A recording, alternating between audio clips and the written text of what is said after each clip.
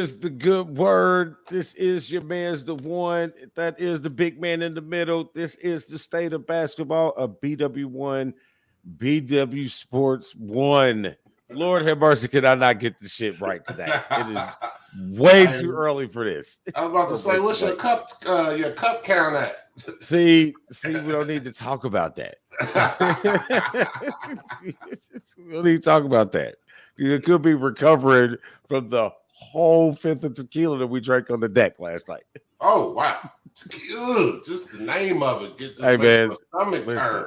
Listen, that rock tequila, Timarin. I can't pronounce it. The wife knows what it's called. It's the rock. I call it the rock tequila.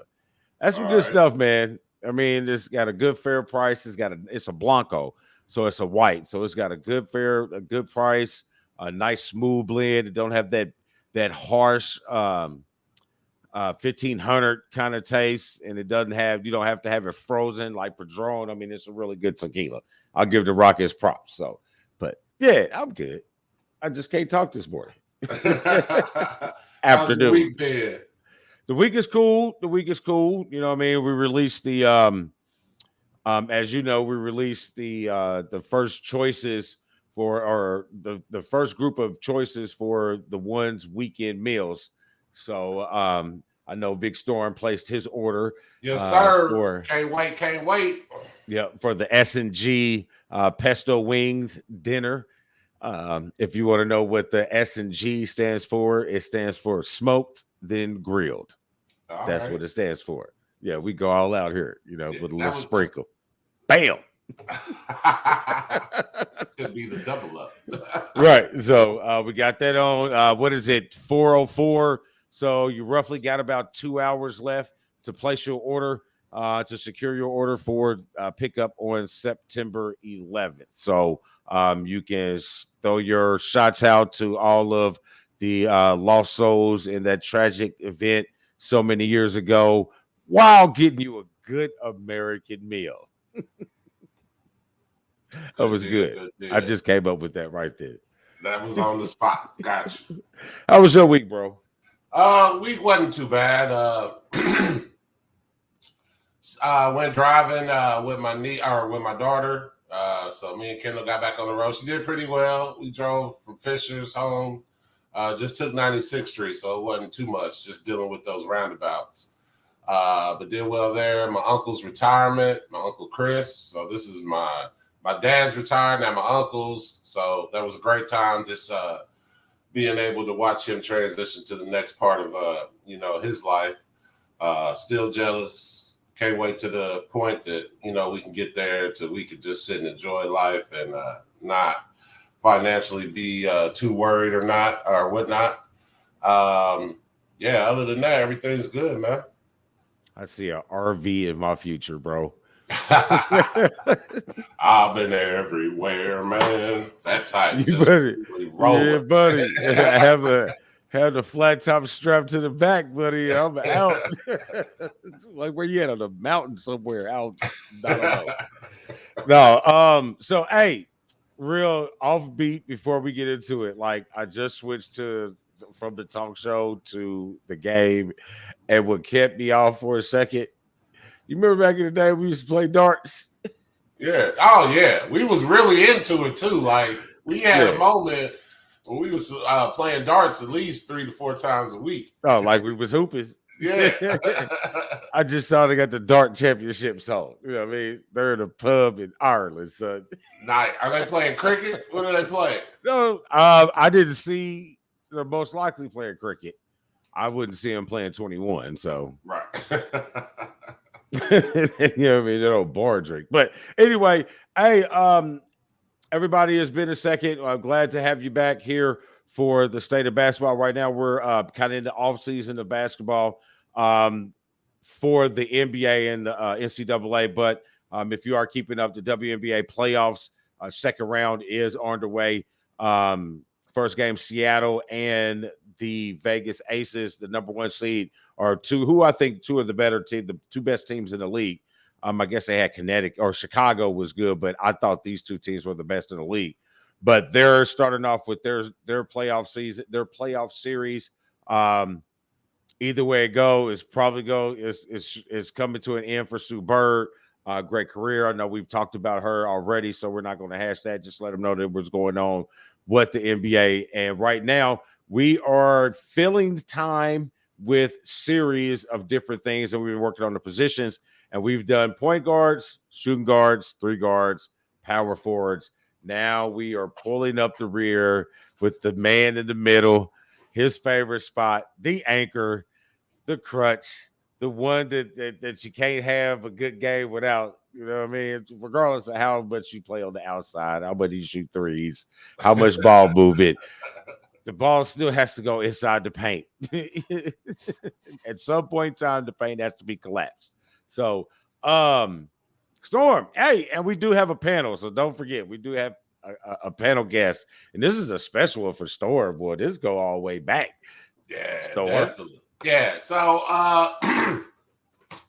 just want to introduce this man, just a little background, and we'll have him talk about his own basketball history. But this cat came in, I want to say it was either 93, 94. He came to Indy. It was at North Central, and we just clicked up tight immediately, bonded over basketball. As most of the cases back in them days, you did basketball. But not only that, like this cat, I'm talking about, I think within 2 summers, I felt like we played basketball, we played tennis, we did bowling, we messed around, had chess matches, like we did it all. Like, and I feel like it was a small span that we fit a lot of time in just doing activities. Hell of an athlete. Played at North Central High School, 93, 94, I believe. Went on to Carson Newman College, played ball there. And he always had a passion for helping people. So he went into being a doctor. So he's a doctor now. So he's like a 6'6" doctor. I know people are like, what's going on? How is this giant going to help me? But he still puts it down. So I just want to give an introduction for one of the guys I dropped a lot of dimes to in those 2 years as well. Dr. Colin Martin, welcome to the show. Appreciate it, Storm. Pleasure to be here. I was backstage just cracking up, man. I forgot about the tennis matches, Oh, yeah. We was out there doing it. 2 6'7" brothers out there in College Park playing tennis. Yeah.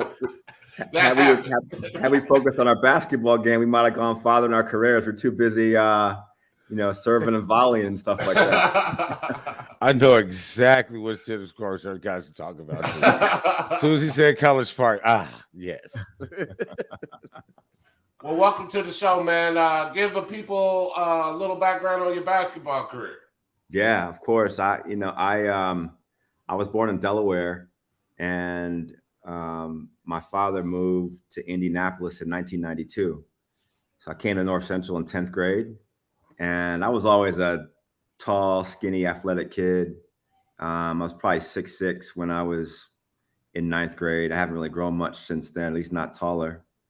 And as soon as I got to North Central, I'd never been to a high school that big. So it was good competition. The guys that are on the team, the intramural leagues are pretty competitive at the high school. And I really got plugged into Indy basketball through sort of the AAU circuit. Played for Riverside for 2 or 3 seasons. So met a lot of guys there, a lot of good friends. I don't want to start calling names, so I'll forget people, but just a lot of good guys. Played at North Central my junior year, and I had a good time playing with a lot of players that you guys know. I was in the AAU tournament. I think Brian, you and I were at that same tournament in Winter Haven, Florida. Yeah, Riverside. Yes, sir. Yeah, Winter Haven, Florida. YBOA tournament summer before our senior year, and I met. I was seen by the coach at Carson Newman, which is a Division II school outside of Knoxville, Tennessee. So I was really fortunate to go there and play there for 4 years. I probably played a combination of power forward and center, and just had a good time. After when I was finishing college, for most of the Division II schools, you get these sort of broad invitations to these tournaments to try out to play overseas and things like that. But I always knew that, basketball was something I enjoyed playing, but that was probably the end of my career at the end of college. So Brian and I are probably about the same age, and, our kids are close to the same age. So now, I'm out there a little bit from time to time, but just kind of trying to get my kids active and involved in those sorts of things. Good deal. Nah, good deal. bro, Good deal. I'm not doing nothing. I'm not doing nothing. I tried. You know what I mean? My daughter's on her way out last year. We don't even work out no more. She's over it. You know what I'm saying? My son's in football. I'm done. And he shots me like, "Hey, Storm, I just got the court fixed in the backyard. You want to just play some horse?" Yeah, I'll do horse. And I don't know if I'm done yet, man. I am. Yeah, but you know me, Dave. Like I've always, and I've been on a nice little hiatus right now. It's been a year and some change since I played, but I don't know. Like I'm sure at some point I'm gonna get that itch, and I'm gonna be right in that 45, 50 and over league. Hopefully, well, they just finished one. From what I can tell on Facebook, they just finished one. So you go ahead and tell Pat you ready. Oh, I don't know if I'm ready. I really got to get back ready before I go. See, there it is. He's done. He's done. I got to work the next day, so I got to be able to be mobile at least. He's done, bro. He's done. Listen to him. He's done. That's the first step. He's done. I can't say it out loud yet, man. My heart can't take it. It's the first love, man. All right. So what field? We've been doing this dance for 40 some odd years. All right. So what field of doctorate did you go into? Yeah, thanks to one. I'm a pediatric surgeon. So after college, I went to medical school at Wayne State in Detroit, and I did my surgery training at University of Cincinnati and Vanderbilt. And so I'm a pediatric surgeon in Birmingham, Alabama, University of Alabama at Birmingham. Just a quick story about what you guys were talking about a second ago. So I'm 45. And probably about 6 years ago, I was playing in this sort of adult basketball league, and it was a league. It wasn't stratified by age; it was like 18 and up, right? So, so you had 19-year-old like me, and I was in decent shape for early 40-year-old. I could probably still dunk off one foot on a good day if the wind was right. I'd get some steals, grab rebounds, and so. There's this one play where fast break, and I wasn't tired. I was into the flow of the game. I was like, I'm about to dunk this. So fast break, went up to dunk. I got electrocuted right at the rim. And the problem was like the ball got stuck on the rim and my shoulder went back like this. And that I thought I tore my rotator cuff, and my shoulder wasn't right for like 2 years. And I was like, all right, my dunking days are over, man. So yeah, I'm a pediatric surgeon. And so when I'm playing, I'm careful not to get too crazy because I don't want to get hurt, but I still enjoy playing. Definitely got to make sure them hands stay right. Them's are the money makers.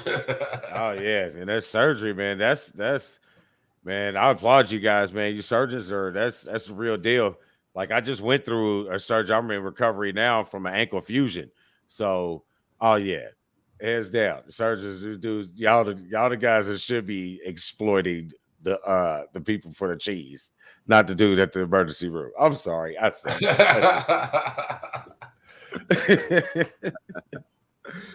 yeah, man. All right, so Storm, man, centers, bro. Yeah, you know what I mean. So go ahead. I'm sorry. No, there was nothing going on. I'm just saying centers. I mean, it's like we've had this show before where we talked about just the bigs. You know what I'm saying? Right. The evolution or the de-evolution of the big play or the play in the paint. But I like to call this one the journey to the new center. You know what I'm saying? Okay. Because they haven't gotten away from the position. The position has actually evolved into the rest of the game. No longer is there a guy who's rooted in the triangle, so to speak. You know what I mean? The 2 blocks and the elbow, you know what I mean? Or the free throw line. You know what I'm saying? This right. No longer that triangle where you're stationary. Now the big has to be able to go out 15, 12 feet, to be mobile, be able to defend at least enough for some help to come over, be able to close out and retreat, be able to actually make the jump shot. Right now, if you can't do it, you're lost in the league. So, but it's there. You know what I mean? Like I said, like you said, Joel Embiid, I think, and your guy who just won back to back. Well, I can't think of his name right now. Yeah, Joker, back to back MVPs.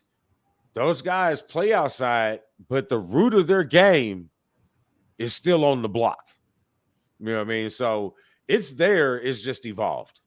Yeah, I was going to say the same thing, and it's kind of sad, and I can't lie. It's probably some bias being because that's the era we grew up in.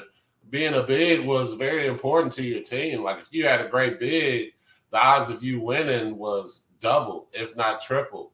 And if you think about it, how much the game has changed with the big kind of being phased or morphed or whatever, whatever you want to put to it. I feel like the game has changed because before, on the low, everyone tried to get the ball to the post first. And it was up to the big man to decide, am I going to go ahead and make this quick post move? Am I going to wait for a screen to happen on the outside for the three? Am I going to wait for this screen or back cut off the screen to be able to drop that pass? Like on the low, they were really kind of running things because there was such an emphasis on getting it to the post. You were getting wide open shots. You were getting rhythm shots and things of that nature.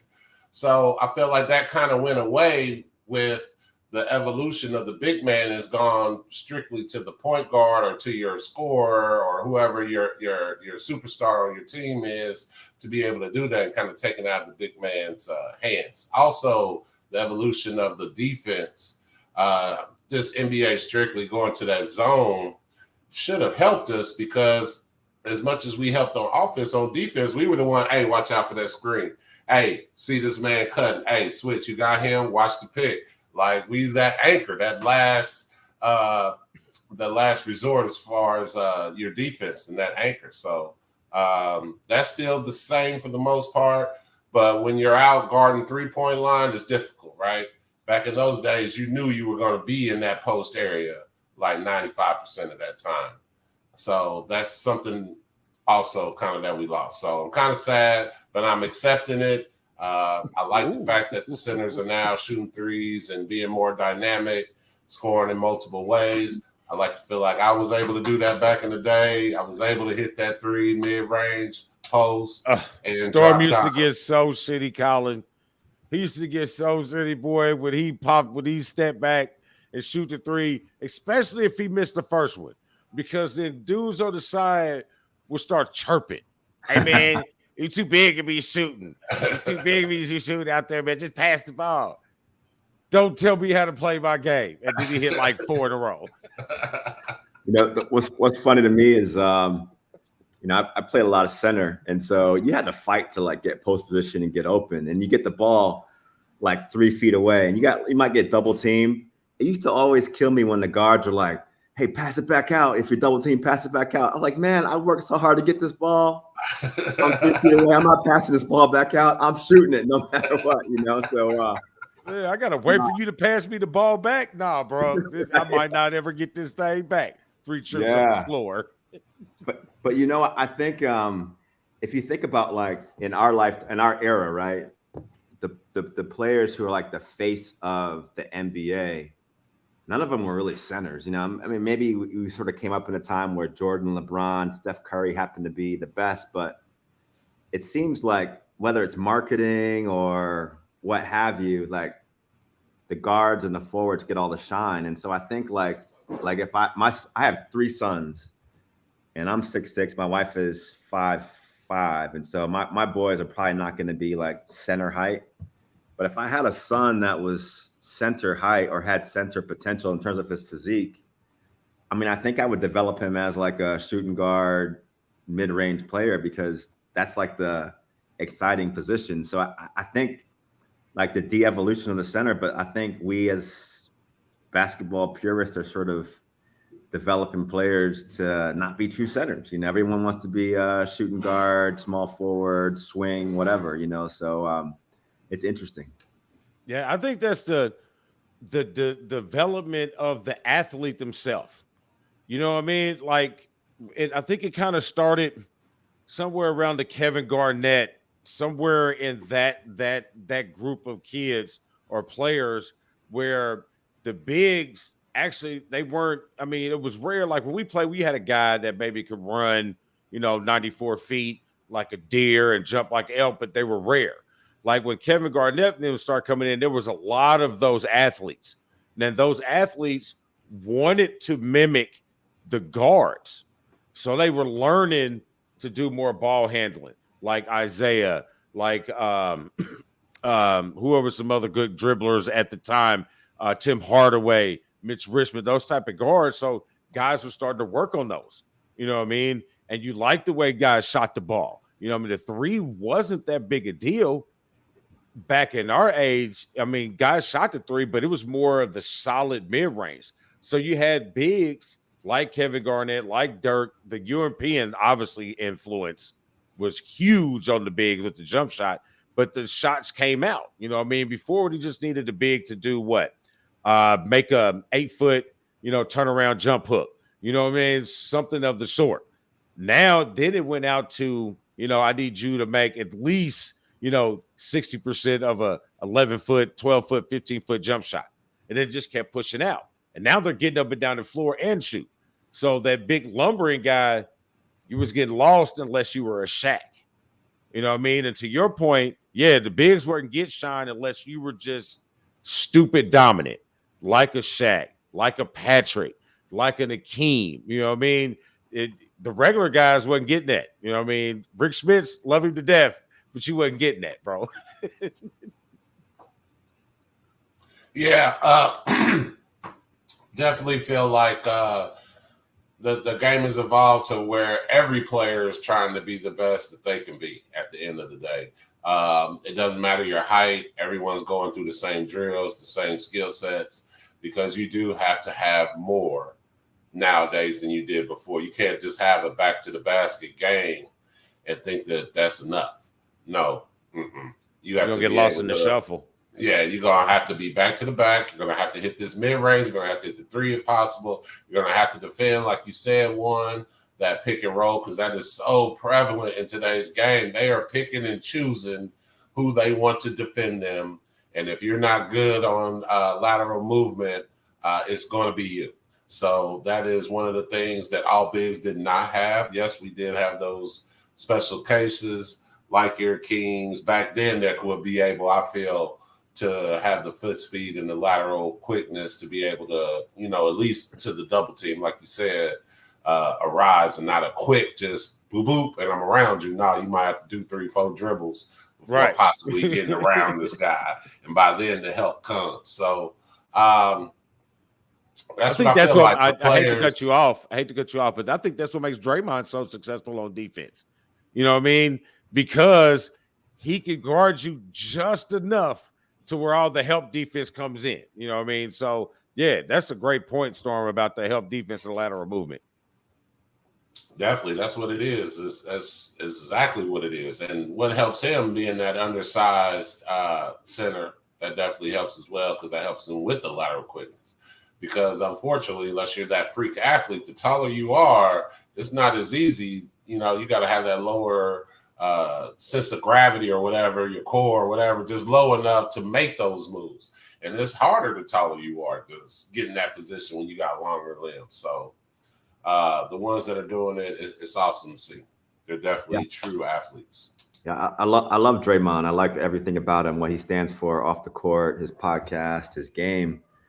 But I think, the centers that he's successful against are these sort of hybrid centers, right? Like I haven't seen him play like, Embiid straight up, but when he goes against Giannis, Joker. But if he was defending Shaq or these big dominant centers, I think he would struggle, man. Because We didn't say he was the best. Like Right. he's No. good for this era. Like, yeah, you didn't have that Dennis Rodman like mentality on defense where you made it difficult for Shaq. Yes, Shaq probably still got his 30, but Shaq paid for every single bucket that he got on Dennis Rodman. I watched the reel the other day with the Shaq and Dennis Rodman. I'm like, Dennis Rodman's kicking Shaq's ass. Shaq still ended up with the buckets and the points, but hey, like, I need one of them ice baths, man. Right, exactly. And that's in that first year he went to the finals against Hakeem. He was able to hold him. And this, I feel like they were definitely core solid. Like Dennis Rodman freak. Like I'm sure he was no telling. Like without trying, I bet he could put up, mid 350, 400. Just like he was just naturally strong. So he was crackhead strong with no crack. Yeah. I got another one, but I'm not gonna say it.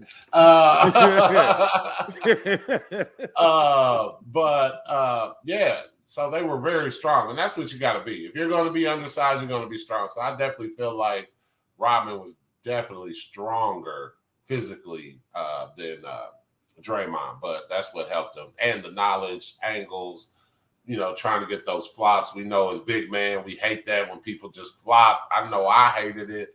I almost got in a fight in the referee in college because he kept calling flops. Like, I don't... Like, come on, bro, with these flops, man. Come on, like, man. Are you falling for this? That's what I kept telling. Like, you really going for this? Like, I barely tapped this dude, and he flew all halfway across the court, and you making the call? I'm telling you, man, we won the game, but afterwards, me and the ref almost got into it. Hey, let me ask you a question. How many true dominant centers were they? Where they was just physically dominant, where they absolutely changed the development and the flow of the basketball game? How many in the history of the NBA? How many do you think in the history of the NBA, in your opinion? I think one, hold on, off the cuff, I got one, the first one. 2, 3, 4. I got 5.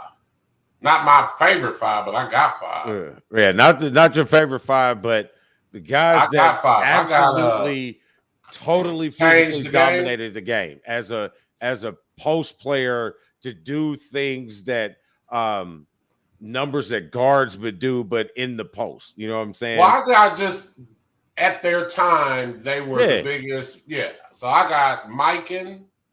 This is the first, I feel like. As a center, I got to put him in there because he was the first one that I could remember. He's got a drill. Them really being a big deal about. What'd you say? He's got a drill. He's got the Mikan drill. Yeah, he's got a drill named after. It's part of your big man warm up. I got Bill Russell. I got Wilt Chamberlain. I got Kareem, and I got Shaq. I like it. Only difference is, I hate to say it, but me personally, I take Bill off. I say he was the most successful big, but I don't think he was the most dominant. One, the reason why I say because of his conversations about his battles with him and Wilt. Like he said, I'm going to let Wilt get all those numbers. I'm just going to keep winning championships. I think Bill is underrated. Defense, how he dominated defensively. I don't know if you saw in his recent passing on Facebook that one where he jumped over someone to block another person's shot. Yeah. Katz is not doing that now. Like, it's right there. He's jumping over somebody to block another person and does it. Yeah, get off me. They weren't doing that then, and they're not doing that now. I think maybe Robin. Yeah, I like the Mikan. You hit me with that one. That was a good one. I like that one, but I'm gonna have to go with like Wilt and Kareem and Shaq. You know what I mean? Wilt, he did it where they outlawed dunking for what was it, like 10 years or so? Like you can't dunk no more. I was for Kareem too. Like you can't dunk no more. Kareem, they did him in college. And so that's where the jump hook, the sky hook came from. Like, why isn't no bigs using that? Like, bro, Embiid, you get the sky hook, son, you are an unstoppable force. You know what I'm saying? But what Wilt did, he like completely numberized it. Like, he was putting up numbers that people didn't do. Like, you was putting up 50-30 numbers. Like, you getting 50 points, 30 rebounds, 20 blocks. Those were your triple doubles. You know what I'm saying? Physically changing the game. And then you come to Kareem, who's statistically, that word, and skill-wise changed the game for bigs. You know what I'm saying? To win on the level that he did from high school to college to the NBA, he's the most decorated basketball player, championship-wise, ever played the game of basketball. And by the way, he's still up probably that another year or two, the most scoring person in NBA history. So he's skill-wise. He showed guys that you can move laterally, that you can be able to handle the ball, that you can have touch. You don't have to be so aggressive, but he could be aggressive. You know what I mean? And then Shaq just, Lord have mercy. Shaq was just there. And there was a difference in Shaq. There was Orlando Shaq, and then there was LA Shaq. LA Shaq was like 330 and could still run a 6'4", 40, handle the ball, crossboys over and dunk on everybody. Yeah, Shaq was different. What you got, Doc? Yeah, one thing about those the Bill Russell, Wilt Chamberlain era is that I guess I haven't seen enough videos, but it's hard to. And I'm biased, I'm biased because it's the era that I've grew up in, but it's hard to understand what their competition was back then, and so the question of Bill Russell in the modern era or Wilt Chamberlain in the modern era, I'm not sure Bill Russell would translate the way he did in the 50s and 60s, but I think Wilt Chamberlain, he would translate to still be dominant because he's so big and athletic. One, I know we'll get into our list, but one player, when I think about a center that could just punish you inside, one person I really liked watching was Moses Malone. Back in the day, I grew up in Delaware, which is like a half an hour from Philly. So I've been a Moses Malone fan. He's just a big dude, just punish you, and he could shoot. Kind of underrated. And I think he's a Hall of Famer. I think he's top 75. I think, but Moses was top 50. Yeah, we don't do 75. He was top 50. Yeah, he was one of the first real coming out of high school hitting the ground running. Yeah, like dominant guy. Like he's really kind of underrated. Yeah, I mean, we only got a glimpse of Moses. You know what I'm saying? I got a little bit of him because I'm a little bit older, 48, be 48 this year, but I got a little bit of that Moses and Doc era. You know what I mean? When Chuck was young, when he was a rookie, man, bro, Moses was something. He was a beast, man. He was a rebound, just specialist, offense, do whatever, like own it. Hey, I just thought of a name who kind of maybe changed basketball. Did you see the comment, Dane, that we got over there? No, because we've been getting some crazy ones lately, so I haven't been paying attention to them. How about Daryl Dawkins? How about first? You count him as a center or a power forward? I don't know. He was like the in-betweener. I feel like he kind of played both positions, but just bringing the dunks and the aggressiveness and the sexiness of it and the showmanship, creating names for dunks, that type of deal. I feel like Daryl Dawkins. He kind of put centers on the map in a way that transcends all the others. All the other age groups, whatever. I mean, Daryl was breaking backboards like it was, what I mean? number two pencils on the bus stop. You know what I'm saying? Not pencil pop. Daryl was getting it in, boy, like coming from the side and hitting that thing like they had to get a new material for backboards.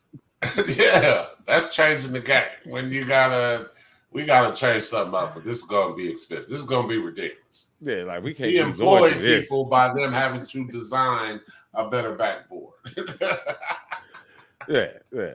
So, Which one did you prefer, Doc? Did you like the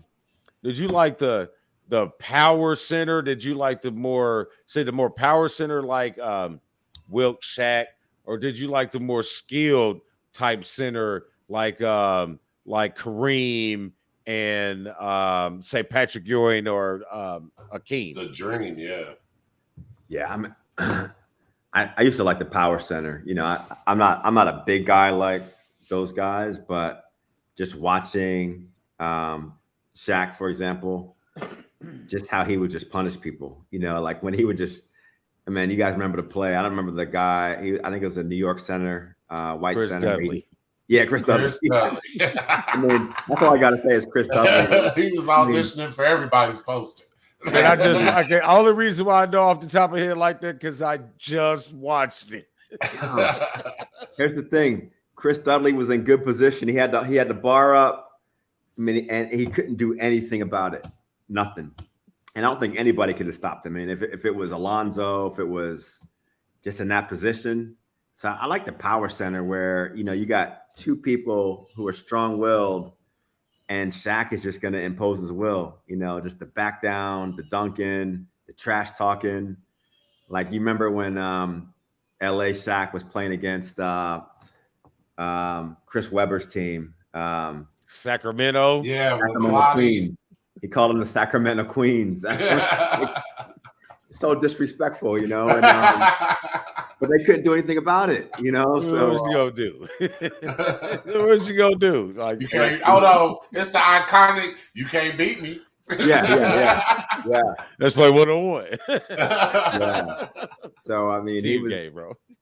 He was just. I mean, he was just bigger, stronger, better, more imposing than anyone. So to answer your question, the one I like the power center. You know, who just punish you. Man, I'm such a Shaq fan, bro. Regardless if he was in LA or not, I was such a Shaq fan because Shaq had that mentality that I'm gonna disrespect everything about you. You know what I'm saying? Like, who does that to a guy? How do you spin on the guy, dunk on him, and then push him down? You know what I mean? Just get off me. And he did it to everybody. You know what I'm saying? It wasn't like Shaq just did it to certain centers. Like the real, I think I just posted it on my Facebook page. He did it to all of them. Ostertag, Akeem, Patrick, Lonzo. The one that I saw on Sean Bradley was ridiculous. It was ridiculous. That was uncalled for. That was completely uncalled for. I don't think we ever saw Sean Bradley again. But Shaq was that type of dude, but he was so light on his feet, and it wasn't like he was just 7 foot. Like, he can get up off the ground. It wasn't like just a normal George Muir saying, just turn around and just, oh, I'm a dunk. Yeah, no. He was sitting on boys. Like, Shaq was that dude, man. He's my favorite center, period. I love Kareem, but Shaq is my favorite center.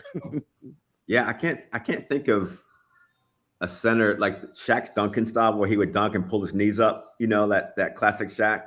I can't remember people dunking like that before him. Maybe it's my, you know, my age and the era, but he not was bigs. Not bigs. Yeah. He was just crazy. I was like, my goodness. So I hate to go against the grain, but I like the tactician because I feel like, and the reason I say this because I feel like it's easy. And both of y'all playing. You. Say what? And it's you. What do you mean it's me? You're a tactician, a big man. You're right. Well, yeah, that's what I was saying. It's too easy. I feel like it's easy. If you're a certain stature or a certain size, it's easy to do that. I like to be challenged. I like to make plays. I like to give you that. And I'm not a jumper. I mean, both of y'all know that as well. I'm not a leaper. I'm definitely the tallest under the rim player that y'all you know he was in the Gus Backer dunk contest, right? I got third place out of 4 people. That's beside the point. He met. How tall was the rim? It was 10. I think. I did set it up. Bro, he did the same dunk 3 times from 3 different angles. And got third. I got third. But to me, it's more of a challenge to be able to make that move, to do the the Akeem Dream shake and just make people look bad that way as well. And maybe that's, like I said, because I wasn't a leaper, so I was kind of forced to be able to get shots off, to be able to have that type of repertoire as far as footwork. But that's just me. Yes, it is me. Bro, I'm going to toot your horn a little bit. You had the best spin move. Oh, I wish you'd have did it more often. But I guess that was the spontaneous thing about it. Like, he would throw these dimes, bro, and I know you know. They will get it to him in the post, and he'll have them. And boys, if all you had to, and people would not understand. I'm like, you are the most low IQ basketball players on the planet. You know what I mean?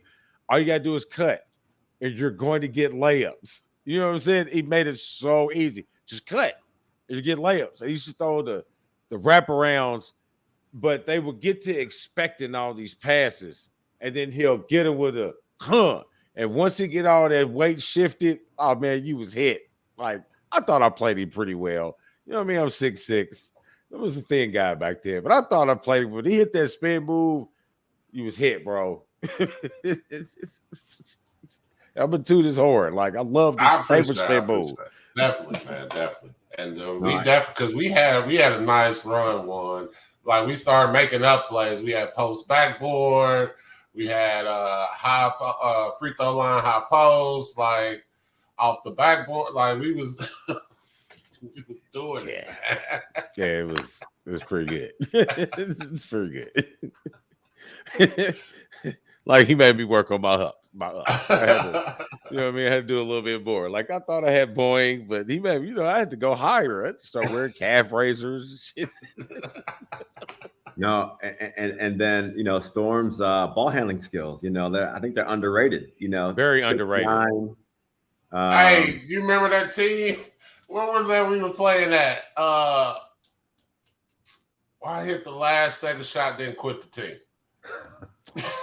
Because he said I couldn't run the point. That's what it was. He said I couldn't run. Oh, no, bro. As much as fast breaks. Listen. We should have been playing in this damn league in the first place. Man, we was out on Troy. We was out on Southeast Troy, out there playing in the middle of some. Why are we out there playing in the first place? And dude kept telling the story. Hey, man, get a ball up to a guard. Get a ball up to the guard. But all he was doing was turning the ball over. One of those cats that show up to the gym. They got the Jordan jersey, the Chicago Bulls shorts. They match. You know what I mean? Got the red and black J's on, the patent leathers. I got George socks, headband. You out here suck. So Storm just like took over the game like the last 3 minutes of the game, bro. Grabbing rebounds, coming down. He had his little crossover. And he knelt that three and said, "Yeah, I quit." I'm gonna win this for you, but I'm out because I don't like, I don't like the dynamics that you trying to put me in, the box that you trying to put me in. Hilarious. Oh, I love that guy. Those ball handling skills are nice, Brian. Man, I appreciate it. Y'all ain't no jokes. Like, I wouldn't be good or talked about as much if the people I'm passing to don't put it in, and you two were the ones I feel like was the highest percentage of my passes being passes, because you guys got to do your part. Two of the greatest scorers, both y'all 6'4", 6'6", but I'm telling you, it was definitely a pleasure. Y'all made it easy for me to drop dimes. Yeah. Yeah. Hey, who are some of your underrated centers? You know what I mean? I got one right out the gate, and it falls into, once again, the tech Sabonis. And only because we only got to see old Sabonis when he made it to the league, but old Sabonis still made him one of the greats as far as being able to being multifaceted. I could score, but I'm going to drop these dimes too and hit the jump shot. Damn European politics. No, Sabonis was nice, bro.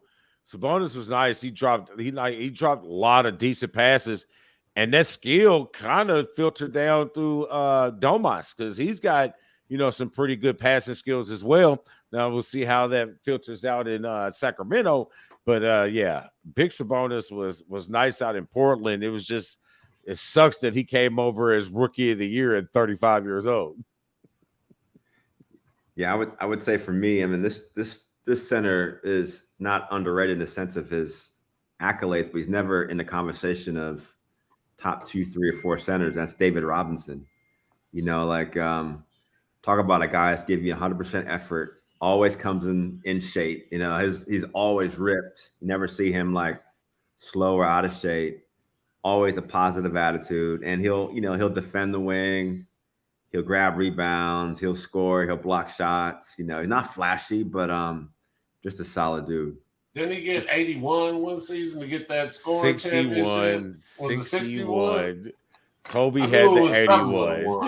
No, it was 61 because that was when everybody, it was either 61 or 71 because everyone was talking crazy because the team it was like he was trying to get the scoring title, the MVP or something like that. And the team kept filtering. They was playing somebody that he shouldn't even been in the game. Yeah, but that was the only, if you could find a knock on David Robinson. That was right, but he was still able to do it. I'm not one to, well, yeah. He was still a great player. I think he was great. People knock him because of his personality. You know what I mean? He's not getting in your face. You know, he's not talking trash. Kind of like Timmy D, not out there, just kind of to himself. Yeah. Hey, I know you got to get out of here soon, Doc. Before you leave, we do want to know your top 5 favorite 5s all time, your personal faves. Yeah. So thanks. I appreciate it. So this list is not in order, but these are my personal favorites. So Shaq, Joel Embiid, Kareem, Bill Russell, David Robinson. So Shaq, Embiid, Kareem, Russell, David Robinson. He's gonna give Robinson that love, bro. Yo, the one. I mean, look at his numbers, man. I mean, he's got 4 or 5 championships. I mean, we don't like his haircut and his personality. I mean, I didn't say I didn't like him, but I didn't like him. I didn't dislike him at the same time. It's not like I hate him. But you're right. He did not have that that persona that just draw people in. Maybe the players that play with him, obviously, but as far as nationally, obviously he was in the service though, so you got the people that way because that was his thing. That was it. He was an officer. He was the admiral. Yeah, we wanted a SEAL. We wanted him to be a SEAL, and he was just an officer. Yeah. He was in the Coast Guard. We want. He was on the boat, ducking. I don't know, but I like that. I mean, I like that, man.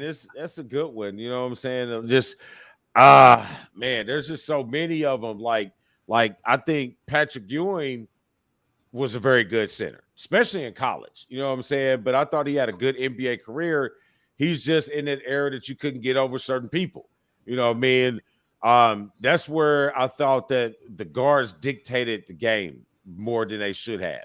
You know what I mean? New York was so in tune and matching what the guards of Chicago was doing that they couldn't get past them when they should have been exploiting the fact that Chicago had no one to defend him. And Ewing can make the 17 to 18 foot jump shot all day. So, and he was a high 80s free throw shooter. So, I think Patrick Ewing is a guy that should be mentioned a little bit. I hate to say it, but Zoe is a pretty nice center, bro. Yeah. And Moses Malone, like we talked about earlier, I definitely feel like he's one. How about Wes Unseld, old school? You don't hear about how he used to kill it with the Washington Bullets. I got Robert Parrish with the Celtics. Yeah, the Chief. I mean, he had a ton of talent on that team. That kind of took away from how he really could have dominated if he was on a lesser team. But it wasn't for him. But it wasn't for if it wasn't for the Chiefs. Those Celtic teams, those 80 Celtic teams wouldn't have been that good because he defended all of those guys. And he was a double-digit guy, 10 points, 10 rebounds. But his defense, man, Robert Parrish was key to those. Without him, Kevin McHale he has to defend Patrick Ewing. I'm not Patrick Ewing. He has to defend those bigs like Kareem and I forgot who else was good back then for that late 80s when it comes to the centers. Moses Malone and those guys. Without Robert Parrish, the Celtics aren't that good. Yeah, definitely. So, hey, Doc, I know you got to get out of here. Me and Juan will finish up. Appreciate you. You definitely welcome anytime. Just hit us up. And we got to catch up. And when we do, we will play horse. I don't know about one-on-one, but we got to get some horse in. So next time you in Indy, we got to go ahead and book that. No, yeah, I appreciate it, man. You guys, the one, I don't know you that well, man, but I've seen you around a bit with Brian, and much respect to you. Thank you, sir. Thank you, sir. Brian, you're my guy, man. I'm glad. Good to see you. If I can do anything for you, let me know. Good deal, man. Appreciate it. Tell your pops I said what's up. All right. You guys have a good one. All right, you too, buddy. Yeah. So, Storm, what's your 5? My faves, once again, in no order.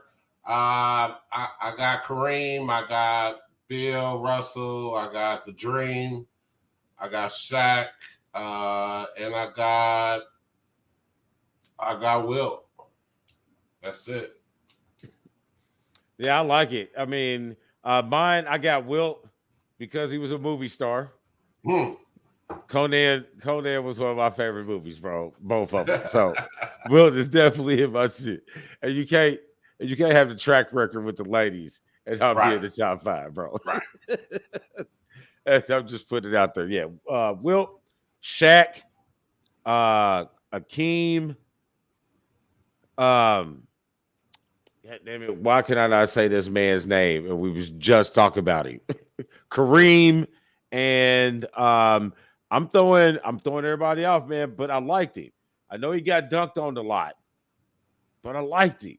I like Patrick Ewing, man. I thought he was completely underrated, especially I'm a fan of college basketball, and Georgetown, led by Patrick Ewing, was absolutely awesome. And I hope he can turn that program around, but this struggling, he almost get ready to end up back in the league on somebody's bench, bro.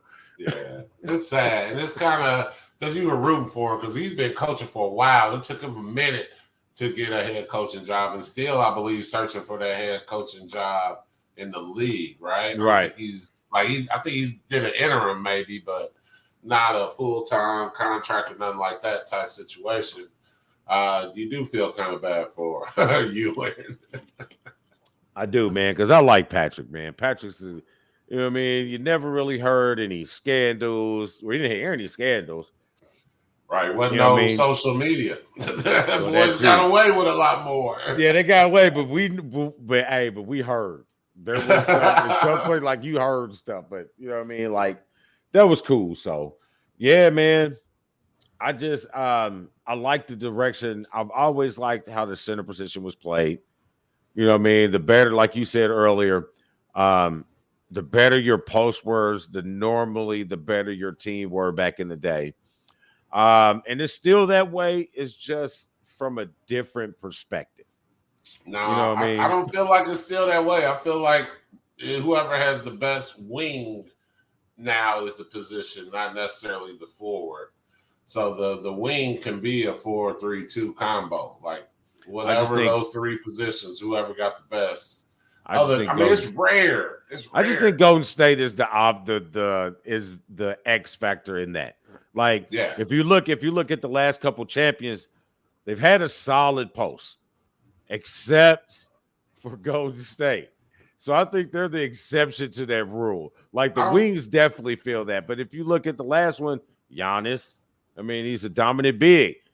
He's a 4, though. Is he a 5 or a 4? I thought he's a 4. I mean, he's technically. I think he's technically listed as a 3. But right, that's 4-3. That's what I'm saying. 4-3-2. You got Leonard. You had Bron. Lillard. Like, but he had AD. He didn't want to play the 5, but you was the 5. Every time when you played the 4, y'all were not, because somebody had to do it. yeah. Because every time you played the floor, you was having issues.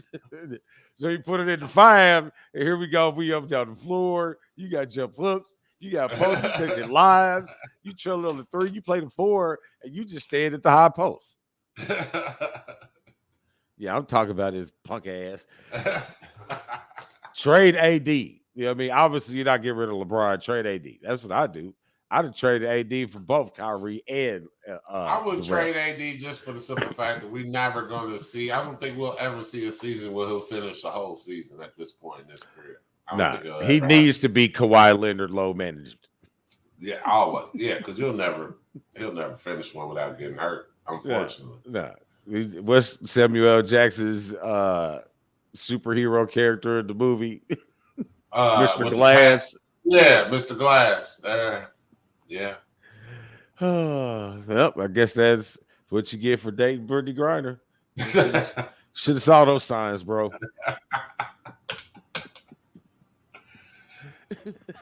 Yeah. I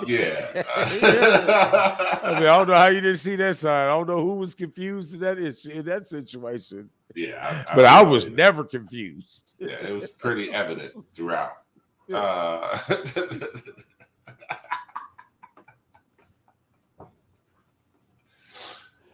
All right, bro. Seattle's up at halftime on the Aces for game 1 in one semifinal for the WNBA playoffs. We're at halftime. Good deal. So what you got? Let me get out of the storm in. Yeah, go ahead. Do you think? This one,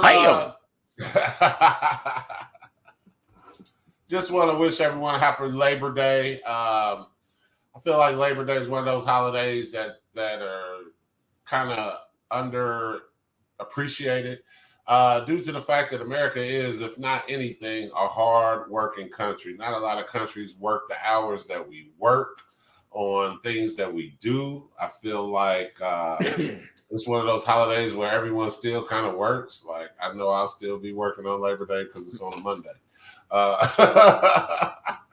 Nope. I just feel like this is one of those things we definitely need to celebrate, possibly work on the fact that America is, for the most part, is a lot of hard workers. Other countries, they take time multiple times, kind of, free flowing, but America's always been the country with the hard workers, the ones that are working 12-hour days, 6-7 days weeks. That was us. So it's good that the fact that we are that hard-nosed and that hard-working, but at the same time, we still got to be able to enjoy the life that we have. Also want to bring up, because I don't know if I told you, I might be doing jury duty on Monday. So I definitely want to make sure. I know there's a stigma. See, you laughing. There's a stigma with jury duty. No, I'm going to tell you right now why I'm laughing. Because the same pamphlet or flyer is downstairs on the bar for somebody in this house. Somebody else is doing just so tonight. Actually, after the show, I'm gonna call to see, but I just want people to participate. Like, we can't talk about if someone gets convicted who we feel like is innocent or people who are innocent. Like, you got to participate, man. So I am participating, and I will be of sound mind, and I will take the evidence, and I will make sure whoever's guilty is guilty and innocent will be let go. So I hope everyone does that. Whoever gets selected, when they get selected, if they get selected, to take it serious, or if they're allowed to get selected. That too. If I was allowed to get it, at least I'm happy they let me vote. So, if I'm allowed to get selected, I'm gonna tell you right now: if you're darker than me, you're guilty. Guilty. I'm done. Okay. That was my Uncle Rufus of Ruckus. No relation. No, I echo that, man. Labor Day, man, that's a good one. That's the holiday that's designed to celebrate the hard work that you do to provide for your family. Fortunately, I get to have Labor Days off because I work at home. But I worked a whole lot of Labor Days, bro. So yeah, I can say so. I was in the restaurant for a long time, so I worked a whole lot of Labor Days. because that's not a restaurant close day. Yeah, or retail at all. No, no, you're working. So, one good thing. I know we haven't been together in the last few weeks, but my one good thing, I want to send a belated. I know we did it already on the Dukes of Football because it was in frame, but I want to give a belated shout out to Miss the 99-year club. My great grandmother turned 99 years old last week, so I just wanted to make sure that we that I say give her another good thing for that. Awesome. So there you got it. Good deal, man. But that's not really the one good thing. The one good thing is, and it's not really a good thing, but it will be. Simple as this. If you want the WNBA to be successful, you need to market to your demographic. Don't market to the men, market to the women who are your product. The men's backing is great, but it's ultimately you who have to sell your product. Excuse me. Like I know where you're getting with that, and I wonder, like, why do like women is like percentages wise, people born a woman are there's more women than men, basically, is what I'm trying to get to. And I'm not understanding why women aren't supporting the league, because that's really how the NBA got there, because the men supported it, so why is it difficult or hard to reach women to be able to support? Because nowadays there's plenty of successful women. You got Oprah out here. Why ain't Oprah down with the WNBA? I don't know. But you're all bitching. I don't want to say bitching. That's the wrong word. You're all campaigning for equal this or equal that. Well, then you need to do the equal part. It's not just playing on the court. It's not just kicking the ball. You got to get these people in the seats. You can't demand money where there is no money. The revenues is high in the NBA and the male side of it because of the following of the fans. Look at their arena and look at your arena. When we go to your arena, it's still 70% men. You need to be marketing to all these young ladies who love this game of basketball. And I've been involved with the girls' game since she's 17, since she was, that'll make her 10 years old. So not 8 years old. I've been involved with girls basketball since 8 years old.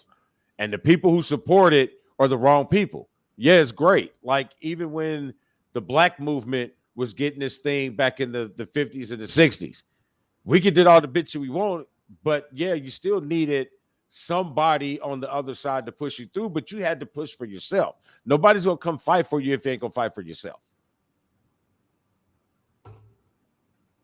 That's what I got. I don't know if he's still there or not, but I'm still here. I'm still here. I got you. No, I mean, it wasn't nothing else to say. I said what I said. Right. I feel like they need to help you. Like I don't know why it's hard for women to support women. That's it. Like there's more y'all women out here. Y'all band together when one of y'all get slapped on the butt. There's more women that have